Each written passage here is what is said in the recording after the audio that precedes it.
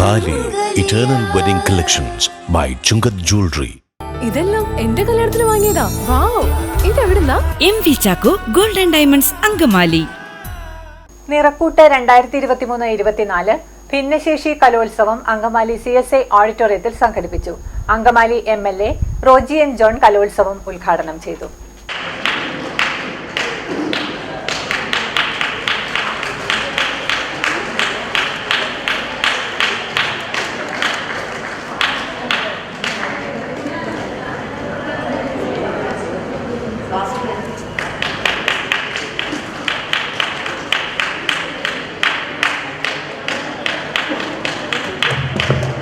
ഈ നിലവിളക്കിൽ തെളിയുന്ന തിരുനാളങ്ങൾ പോലെ നമ്മുടെ മക്കളുടെ ജീവിതത്തിലും പ്രകാശം ചൊരിയാനായിട്ട് ദൈവം അനുഗ്രഹിക്കട്ടെ എന്ന് ആശംസിക്കുകയാണ്.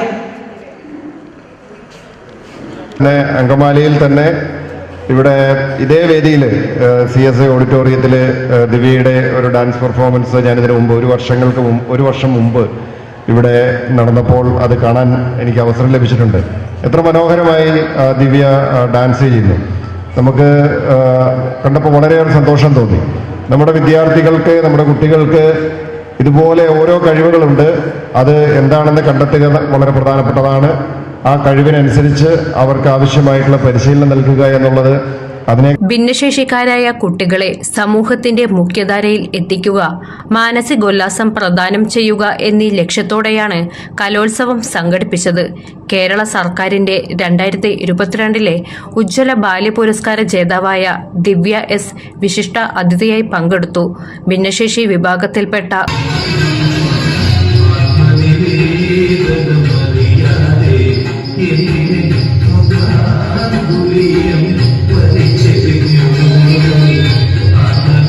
കുട്ടികളുടെ വിവിധയിനം കലാ മത്സരങ്ങൾ നടന്നു.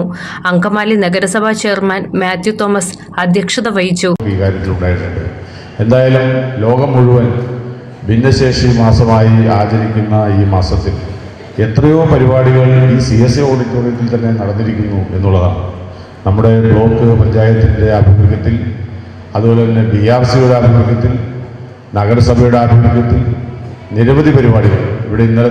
സ്ഥിരം സമിതി അധ്യക്ഷന്മാരായ ലിസി പോളി, ബാസ്റ്റൺ ഡി പാറക്കൽ, സാജു നെടുങ്ങാടൻ, മുൻ chairman Benny Mooneli, LDF parliamentary party leader TY Elias, കൗൺസിലർമാരായ പോൾ ജോവർ, സന്ദീപ് ശങ്കർ, സിനി മനോജ്, ലില്ലി ജോയ്, മനു നാരായണൻ, ജാൻസി അരീക്കൽ, മോളി മാത്യു തുടങ്ങിയവർ സംസാരിച്ചു.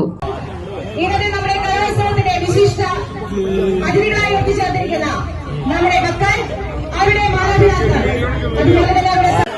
ഓക്കെ